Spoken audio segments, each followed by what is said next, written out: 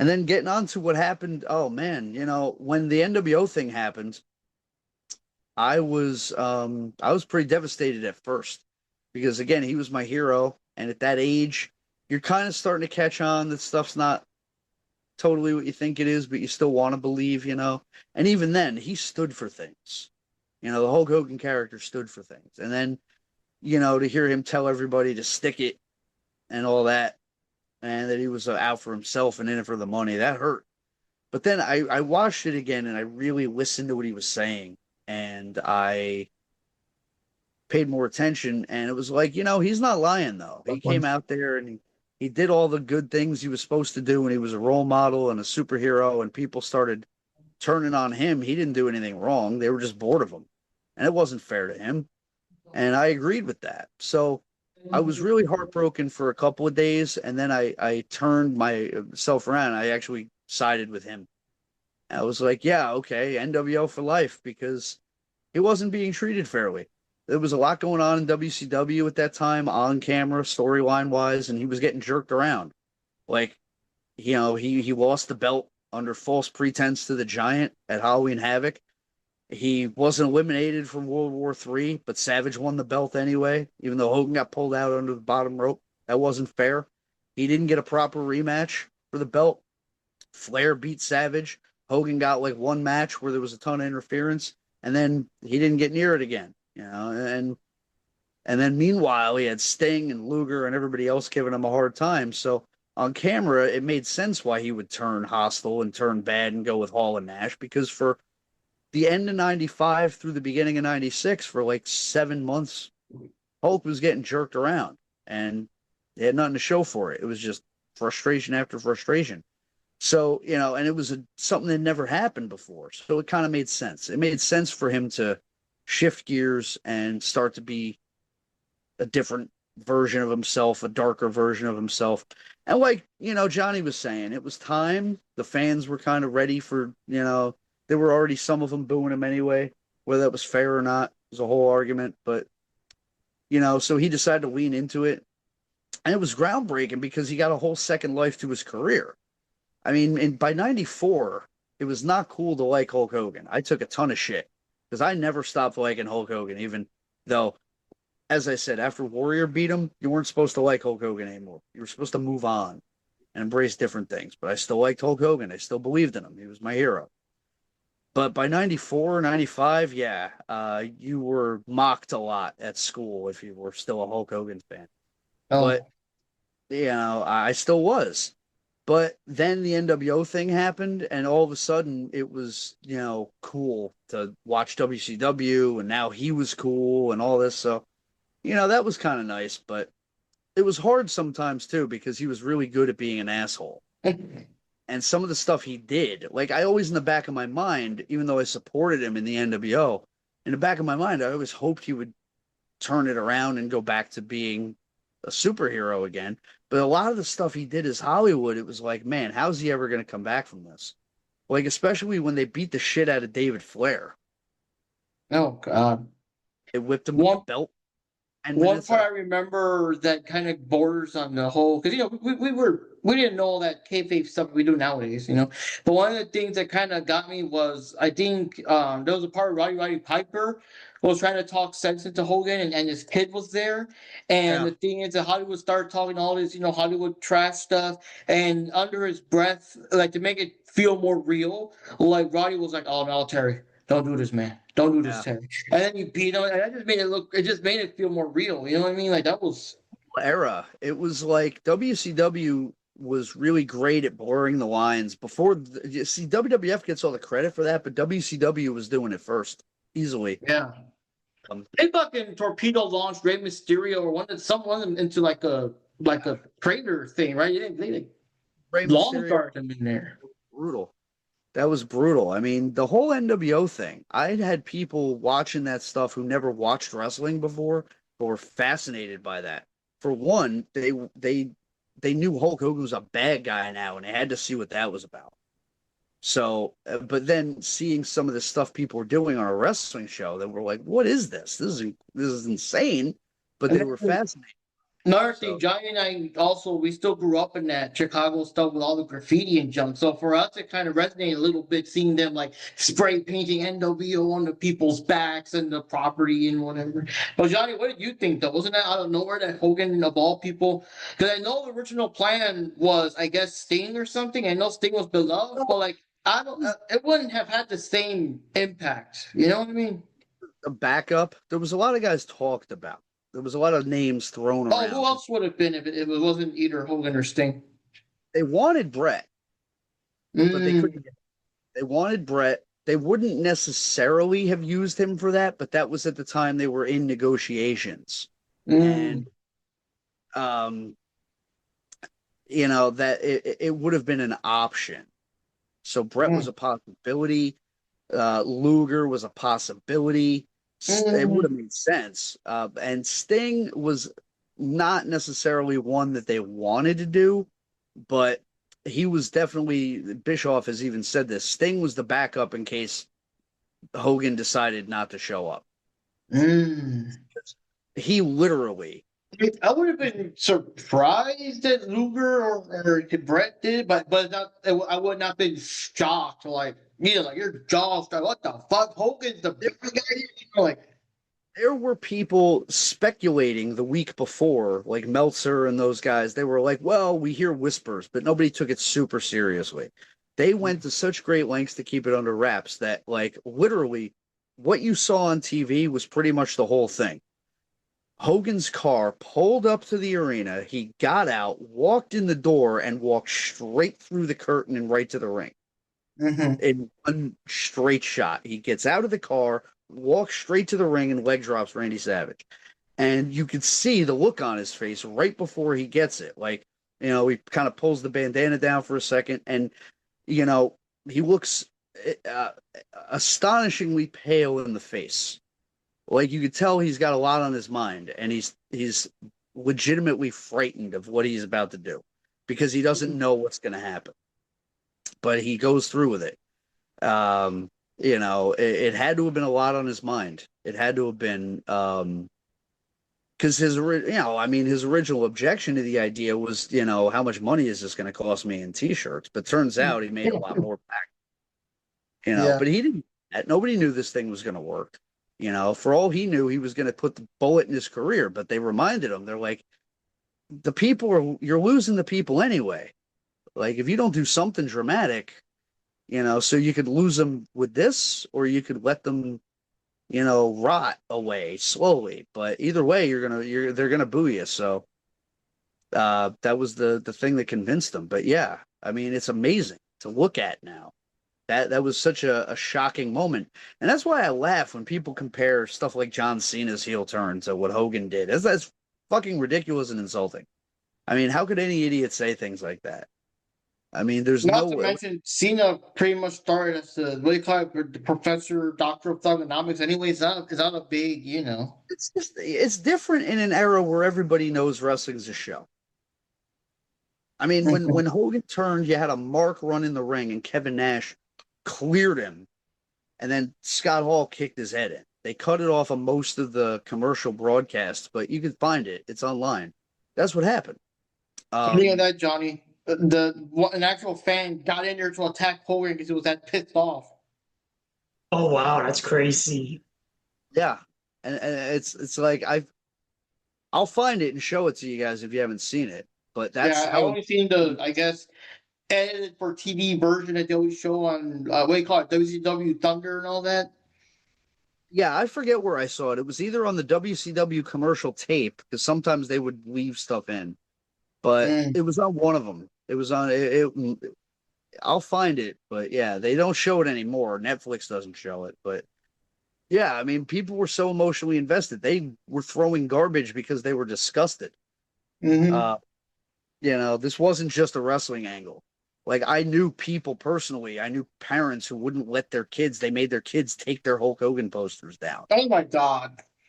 I mean, it was real to people. That's what people can laugh and say, "Oh, how hokey and quaint or whatever." It's just phony fucking wrestling. But there's something about an era where people believed in it because they wanted to, not because we were stupid, but because we wanted to play along. There's Yeah. just something about that that's been lost in this era where you have TV shows now where they literally show you how they do everything. Yeah, and It's then not all the dirt sheets, all the internet stuff. I mean, nowadays, whenever they try to do a thing where someone's supposed to do a surprise return, they got to walk in all super covered up because if someone sees them or takes a picture, it'll be all over the Twitters and the whatever. Dude, I don't now, know. Ric Johnny. Flair will see you walking around the WWE building. He's gonna probably make an appearance or something. You know what I Yeah, mean? that's the big thing. Everything is spoiled way early now, so it's hard to even be emotionally invested. But that's a whole other conversation. Johnny, when the NWO thing happened, what were you thinking at the time? Because I know a lot of people didn't see it coming, and it took. I didn't see it coming either because, especially like Hulk Hogan, he's supposed to be like a role model, type of wrestler, and then for him to all of a sudden become heel, it was quite a shocker. And I think back then they didn't really do much of that heel stuff that they do nowadays. Like now you just see it on the regular, but back then it was a much bigger deal. So I don't know. I think that it was more of instant time frame. People were not expecting things like that to happen. So in a certain aspect, I felt like it was also groundbreaking because it's kind of like, and it was kind of like a smart move business wise because it's like Hulk Hogan, like he wants to revive his career, it's like, but he doesn't want to do the same thing. Like him becoming heel, that'll make people talk more about him. It'll get him popular again. Yeah, people in '95 were begging him to retire. It's shocking he went on to wrestle for like another decade I because, know. like, I mean, like I said, I got teased for most of my childhood for being a Hogan fan because people said, I mean, what's he even sticking around for? He's old, he's washed up.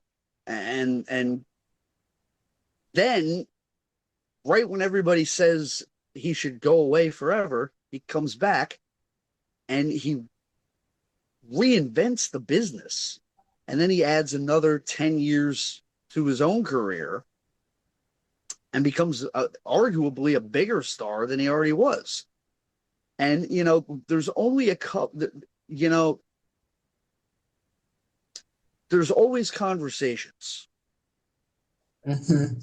about, well, one thing Johnny said that was very, very, very important is that the turns didn't used to happen like they do now. Back then, it was very drawn out. Somebody might turn once or twice in a career. Like you were either a heel or a babyface, and if you switched, something dramatic had to happen to make that happen. It wasn't like it is now, where somebody bumped into me during a tag match, so I'm going to turn on them, and now we're going to fight.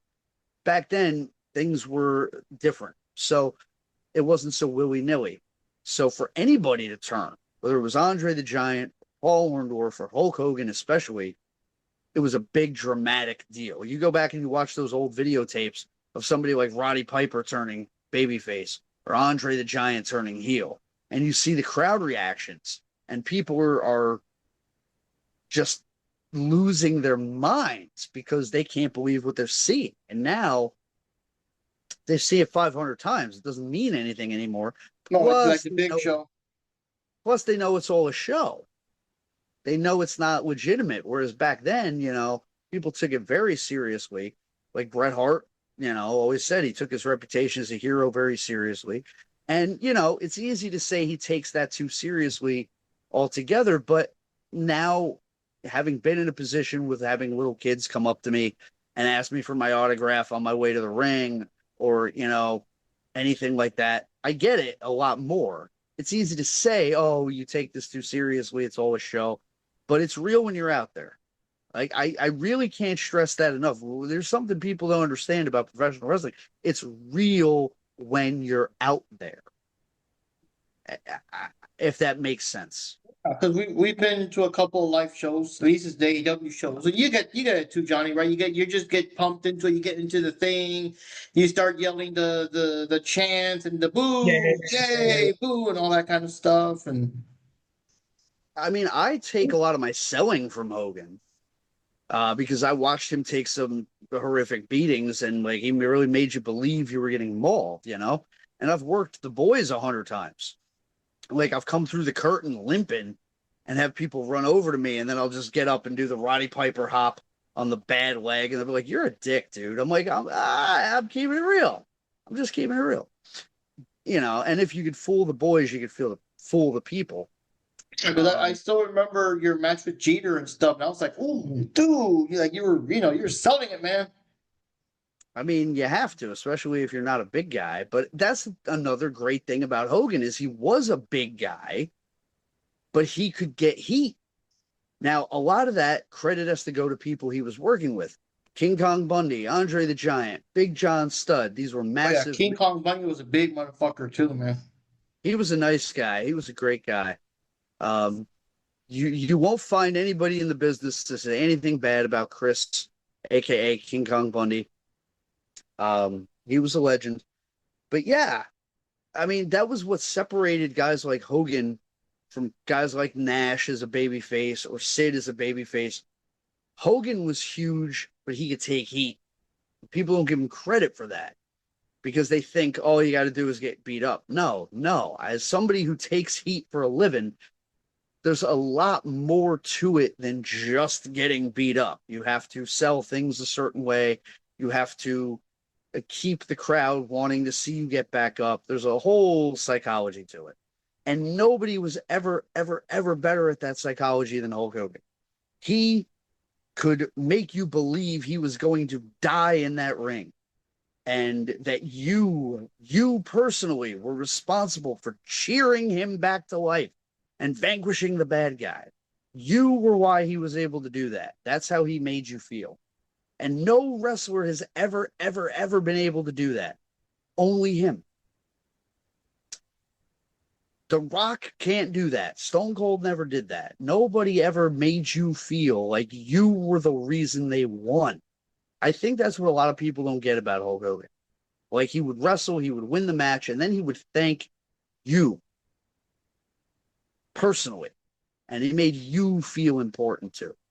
And as a little kid, especially, that's an amazing thing. It's an important thing. And as I said, kids today don't have role models. They don't have heroes. So it's easy to say, well, what was so special about a guy like Hulk Hogan? He could barely even wrestle. First of all, that's not true.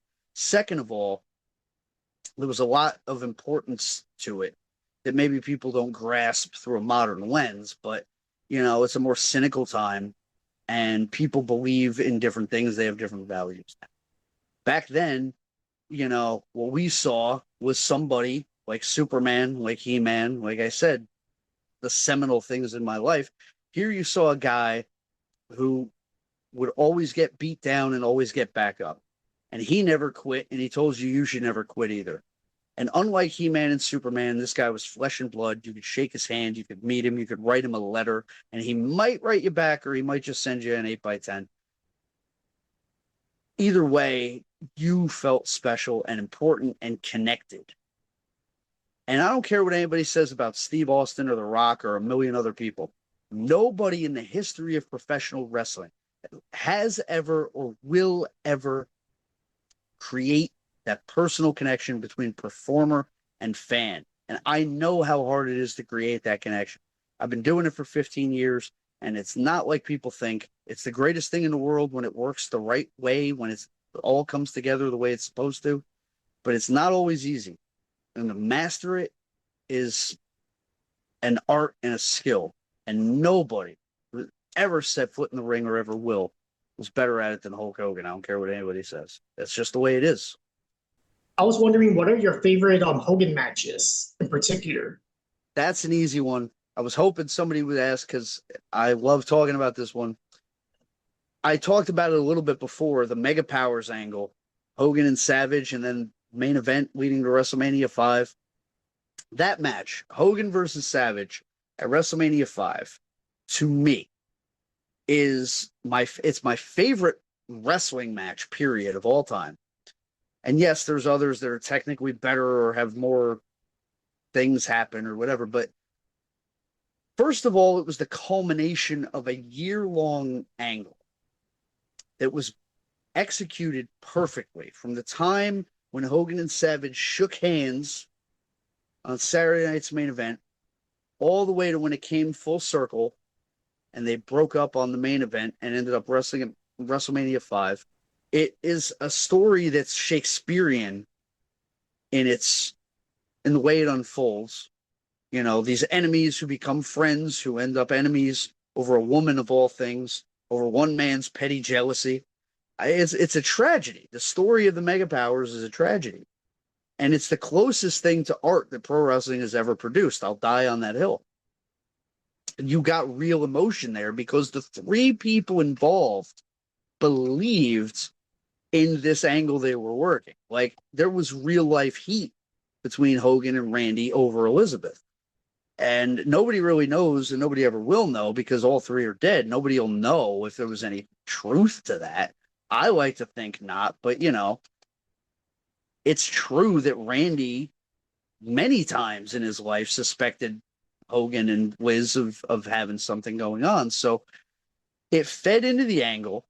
It made the whole thing more believable because Randy believed it. And when you go back and watch the entirety, even in highlight clips, like even if you don't watch every single match, but if you go back and you start in 86, where Savage comes in and he wins the Intercontinental belt and he goes into the feud with Hogan. And then Hogan rescues him from the Hart Foundation and Honky Tonk Man, and they become the Mega Powers. And then they fight everybody for a year. They beat Andre and DiBiase. They beat the Twin Towers. They're unstoppable. The two greatest wrestlers of all time as a tag team. As a 7-year-old kid, I was over the moon at this. They were the greatest. And then they explode. And it was horrible to watch. I was in tears. My mom didn't want me to watch wrestling anymore because I cried myself to sleep when Savage turned on Hogan. But that's the kind of emotional investment that wrestling can't give you anymore. It was a different time, and you believed in it with all your heart. And so watching WrestleMania 5 and watching the Mega Powers explode, if you watch it with the full context of the angle, it's such a perfect example of what professional wrestling at its best can be. And beyond that, it's a perfectly executed match. There's better matches where more things happen, but everything in that match means something, which is the most important thing to any wrestling match. The greatest compliment anybody ever gave me in my wrestling style is when they said that I have no wasted motion and that everything I do matters. That's the biggest compliment I've ever gotten. And if you go back and you watch guys like Hogan and Savage, that's how they worked. Every single thing mattered. Nothing was just there to be there. And it all told a story. And WrestleMania 5 tells an amazing story in a perfectly executed, flawless match. Nobody did a backflip. A lot of people say, well, everybody knew Hogan was going to win. The outcome was too predictable. To that, I say, it's not the destination, it's the journey. The fact that, yeah, most people knew how that was going to end. Be that as it may. I've watched that match literally hundreds of times. There's no match that comes close. I've watched Hogan drop the leg on Randy hundreds and hundreds and hundreds of times, and I'll see it hundreds more. It's easily my favorite Hogan match, but not only that, it's the greatest match I've ever seen because it created real emotion in a way that wrestling hasn't since and probably never will again. So that's my go-to answer. There's other amazing matches. When I need a quick pick-me-up, I always put on Hogan and Iron Sheik. It's 5.5 minutes. It's his first title victory. It's the start of the Hulkamania era officially. You know, it sums up Hulk Hogan in 5 minutes. For anybody who doesn't get it, you could put that match on and be like, here it is. This is what it's all about. And of course, you know, the first title victory, you know, that's always special. And then, of course, you have Hogan and Andre. It's still the most important wrestling match that ever happened. And people knock it, but I've watched it again hundreds and hundreds of times. It's a simple match. It's very step by step. It's very basic. Here's the thing. It doesn't matter. 93,000 people right here in the palm of your hands. When you can do that with a chop or a punch, that's when you know you're the greatest performer in the world.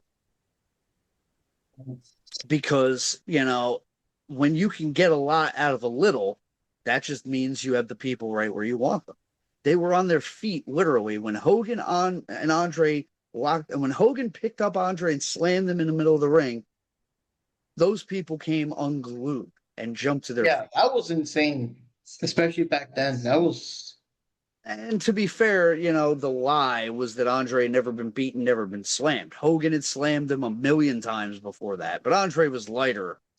So, it was still a huge deal. But Kamala slammed him and Harley Race slammed him. So, but that was about it. Andre only let really special people slam him.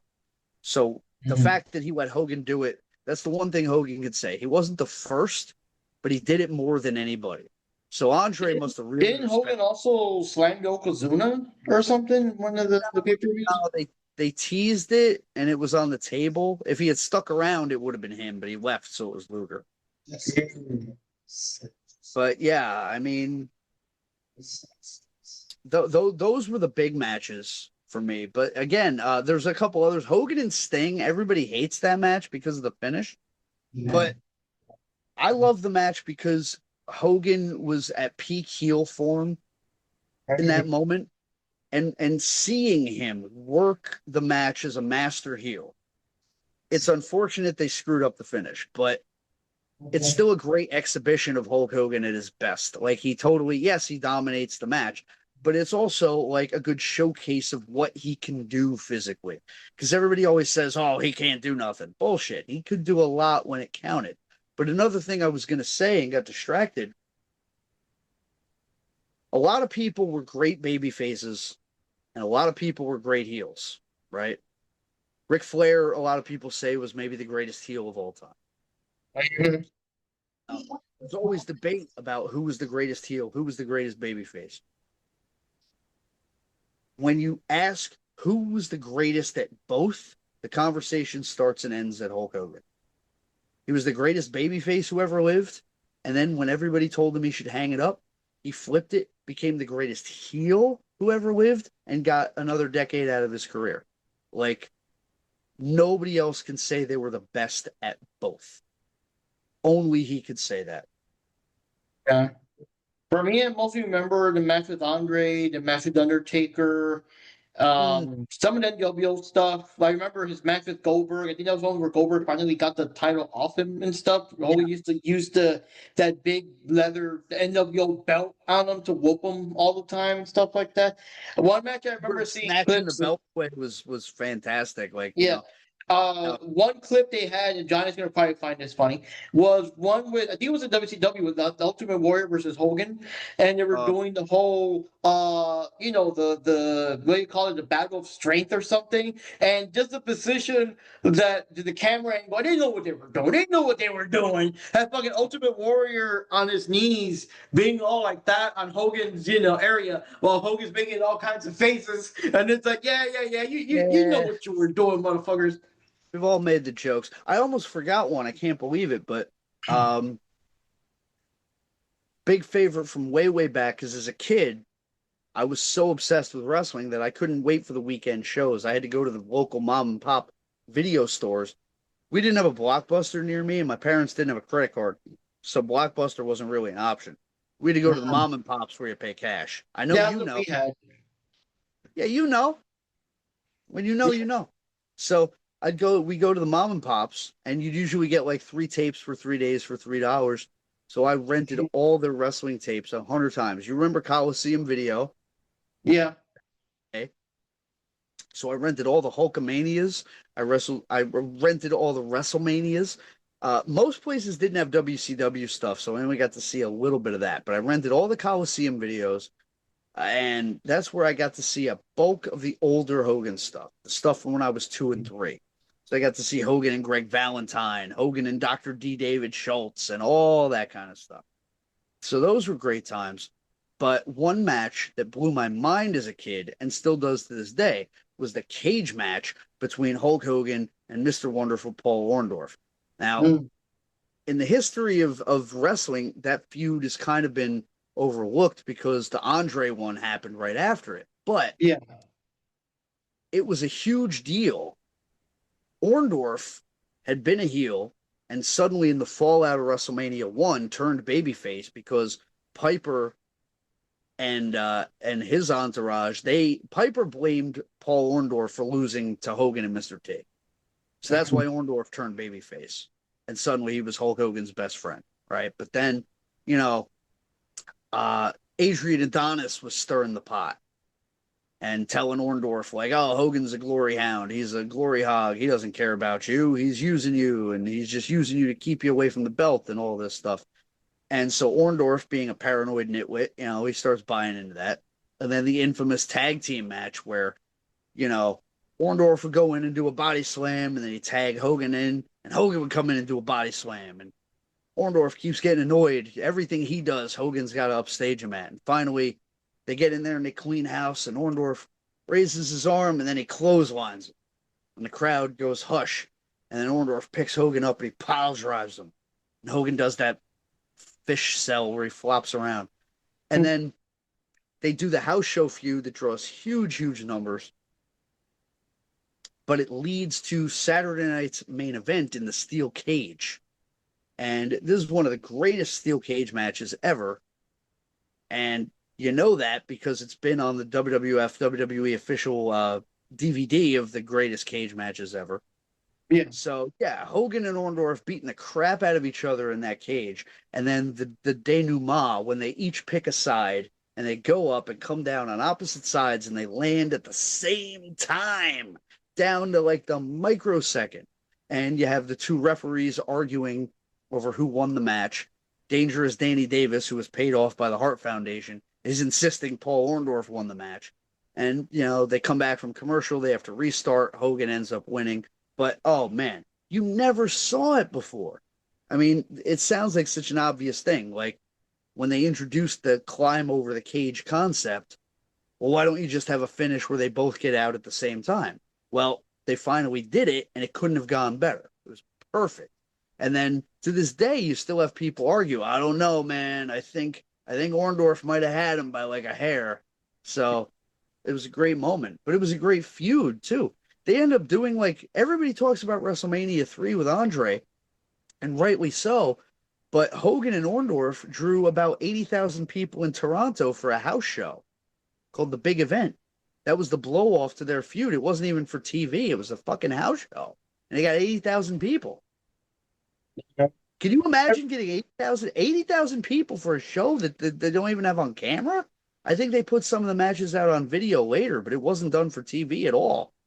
It was strictly a paid show where you had to pay to see it, and it was bigger than WrestleMania.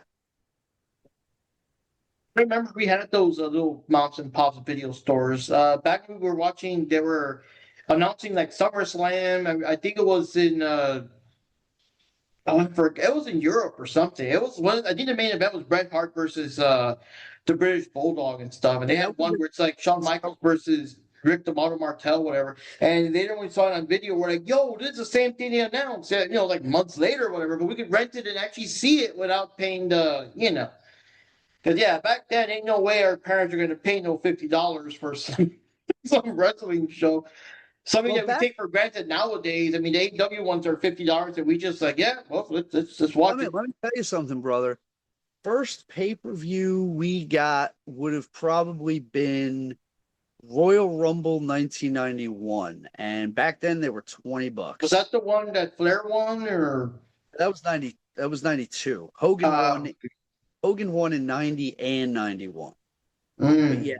So we got Royal Rumble 91. I think that was the first pay-per-view we ever got. Back then they were $20, which inflation probably evens out to $50 now. But yeah, back then they were only $20. And then that was the big thing was in 93 or 94 they went to 25. And then in 1995 they added In Your House to go back to the $20 format, but they only gave you a fucking 2-hour show.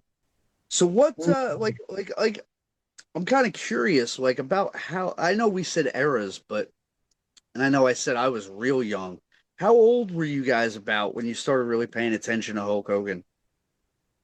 Hmm.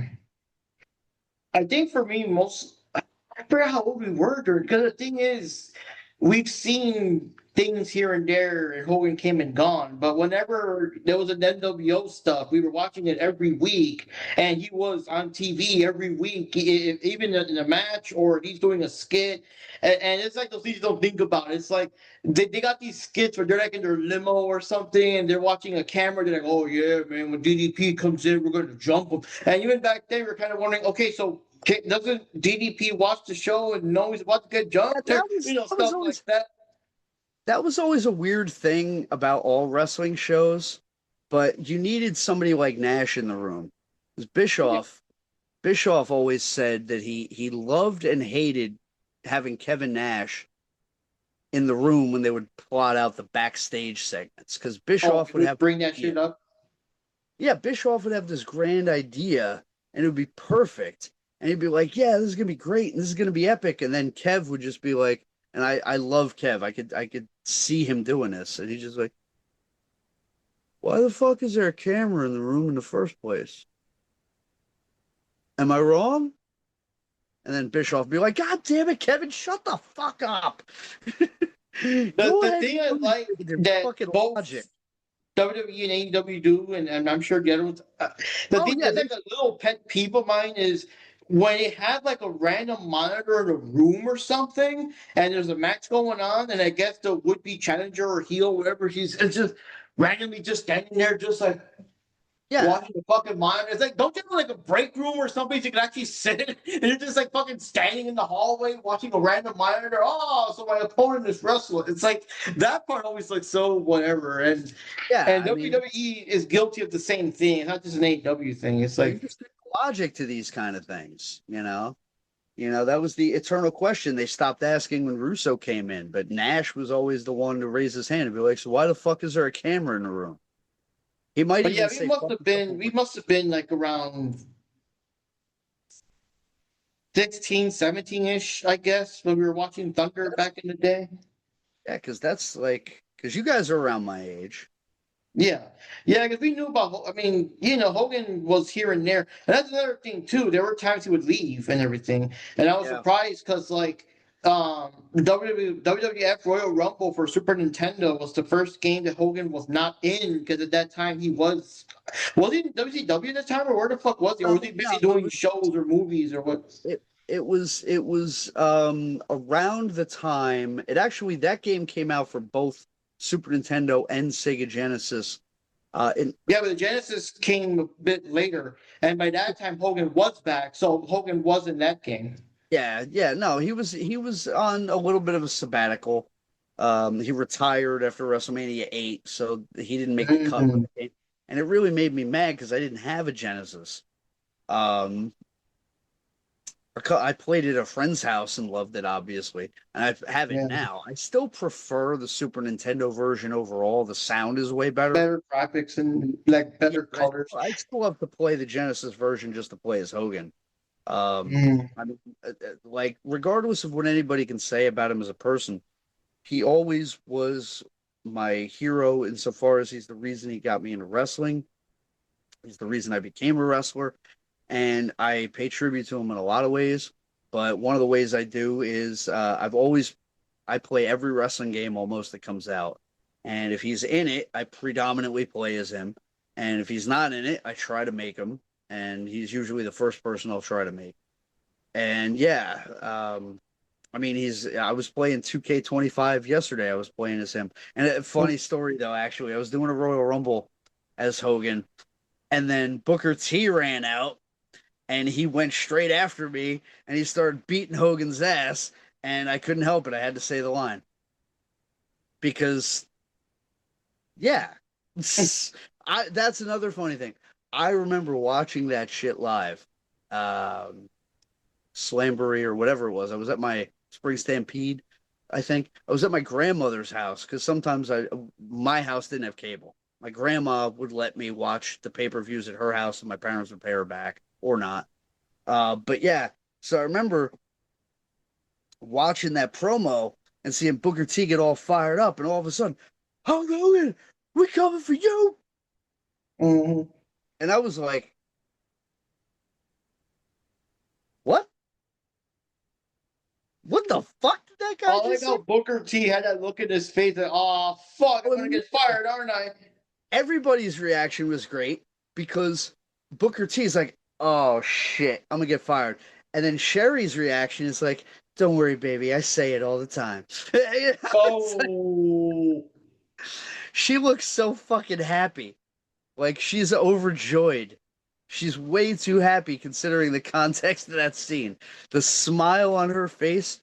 Dorothy didn't smile that big when she got sent back to Kansas. oh God, you. But I Oh, watched that shit live. I was like, holy shit. And then this guy, oh man, this dude, God rest him. He was a referee for the Fed I worked for out in Delaware. And he was a black guy. God rest him. He had a brain tumor and he passed away unfortunately. But ooh. that Booker T Hulk Hogan moment was like an inside joke between he and I for many years. Like every time we'd see each other, and I thought it was hilarious because the context. But he'd always be like, "Hulk Hogan, we coming for you," and like that's how he would say hello to me, even on Oh, Facebook. He'd be like, that's how he would say hello to me. I'm like, all right. So I just played along with it. He was a good dude, but yeah, that's an infamous, legendary moment. And then come to find out, Booker T shouldn't have felt bad because Hogan probably said it more than him. yeah.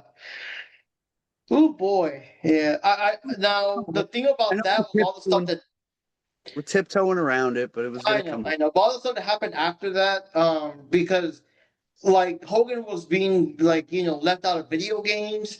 There was a phone app game called WWE Immortals where you could get both regular Hogan and Hollywood Hogan. They yanked him out of the game and Yeah. everything.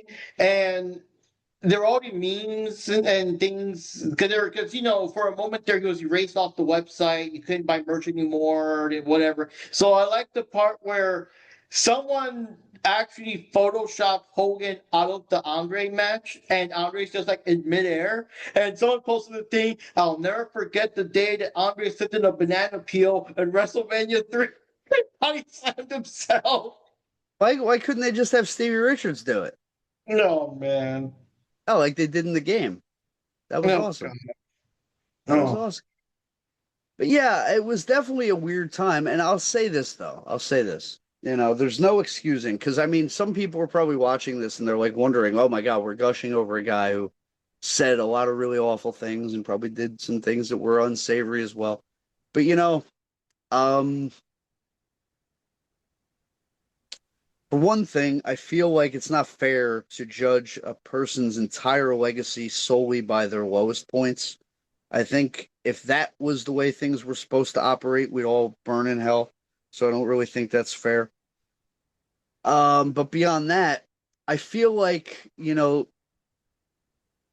everybody sends out both positive and negative energy into the universe. And ultimately, it's what you do more of, I guess, is a simple way of saying it. Hulk Hogan said a lot of horrible stuff that's inexcusable and impossible to justify or rectify.